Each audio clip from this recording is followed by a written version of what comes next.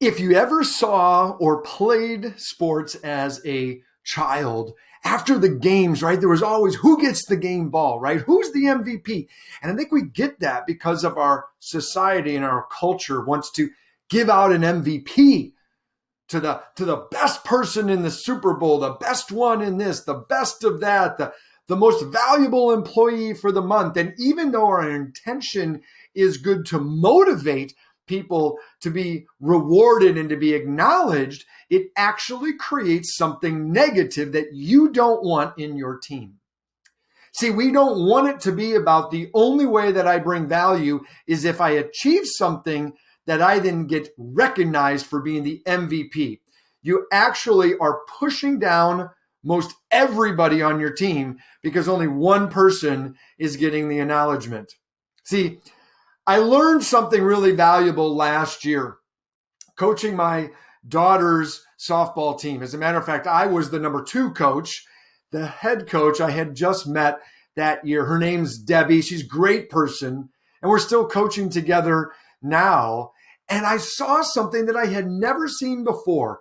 In nearly 20 years of coaching my sons and my daughter in their activities, in over 25 years of being involved in NCAA women's basketball, I see people giving out the most valuable player of the conference, or player of the week in the conference. We get to the end of the game, the first game, and we gather together in a circle. And all of these young girls, these young women are around us. And I'm used to, hey, we're going to hand out the game ball because we saw something great.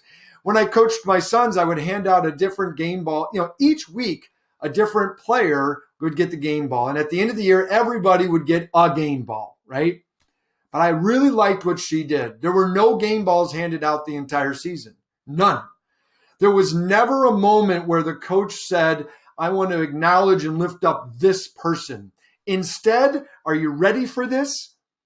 She looked at the team and she said, I would like to hear from you one thing that you saw somebody else do that was good, that was positive, that helped the team.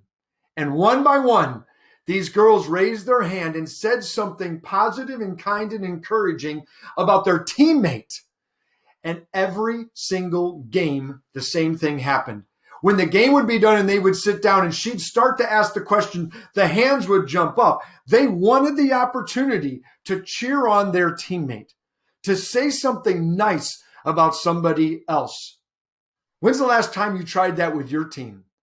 When's the last time you asked your teammates to say nice things about somebody else, to lift up somebody else's work that day, that week, that month, that quarter, whatever it might be? I'm not saying that you can't have most valuable person or the highest grossing sales or whatever the different acknowledgments and achievements that there are. This idea, though, of not making it about yourself and not making it about an individual from a leadership perspective, but for each person on the team to be acknowledging the positive and the benefits of the other, I promise you this, people put more in. It creates better relationships. It builds engagement. It produces loyalty. And at the end of the day, it gets results because people love who they work with and what they do.